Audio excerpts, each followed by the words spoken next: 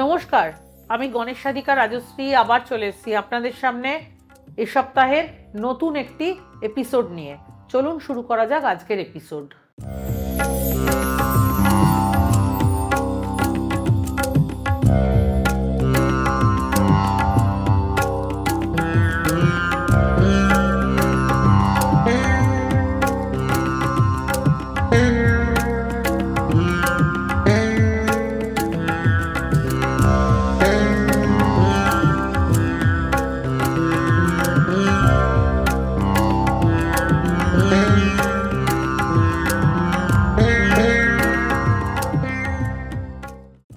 শনিদেবের সাড়ে সাতির হিসাবে আসছে বদল। 2025 সালের মার্চ মাসে ঘর বদল করছেন শনিদেব। তার সঙ্গে সঙ্গে জ্যোতিষের হিসাবে অনেক কিছু বদলে যাবে, কারণ সাড়ে সাতির হিসাবে আসবে বদল। জ্যোতিষে শনিকে পাপী গ্রহ বলে মনে করা হয়। শনি আবার কর্মফলদাতা। ব্যক্তির কর্ম অনুযায়ী শনি তাদের ফল দিয়ে থাকেন। তবে যে জাতকের কোষ্ঠীতে শনি শুভ পরিস্থিতিতে থাকে, সাড়ে সাতি তাদের জন্য বিশেষ ফলদায়ক হয়।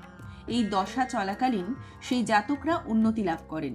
তবে সব মিলিয়ে সাড়ে সাতি নিয়ে অনেকের মধ্যেই ভীতি থাকে, কারণ মনে করা হয় এই সময় শনিদেব মানুষকে তাঁর কর্মের ফল দেন। এই সাড়ে সাতির 3টি পর্যায় রয়েছে। সাড়ে সাতি চলে 7.5 বছর ধরে। সেই সময়কালকে 3টি সমান ভাগে অর্থাৎ 2.5 বছর করে ভাগ করে নেওয়া হয়। এই প্রতিটি 2.5 বছরকে এক একটি পর্যায় বলে মনে করা হয়। প্রথম পর্যায় মনে করা হয় সাড়ে সাতির এই পর্যায়ে জাতকের মস্তকে থাকে।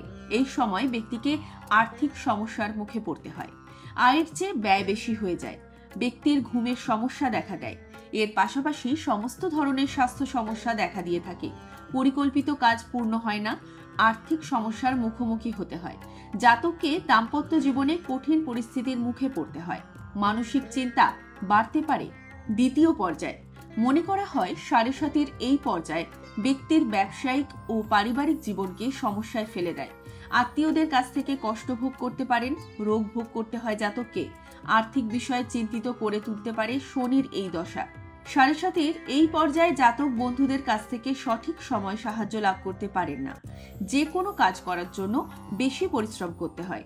এর পাশাপাশি ব্যক্তি আর্থিক সমস্যা থেকে ঘিরে থাকে। তৃতীয় পর্যায় মনে করা হয় এই পর্যায়ে ব্যক্তি জাগতিক সুখ পান না। অধিকার কমে যায়। আয়ের চেয়ে ব্যয় বেশি হয়। স্বাস্থ্য সমস্যা দেখা দিতে পারে। সন্তানের সঙ্গে বিচারধারার মতভেদ উৎপন্ন হতে পারে। বিবাদ সৃষ্টিরও সম্ভাবনা থেকে যায়। কেমন লাগলো আজকের এপিসোড?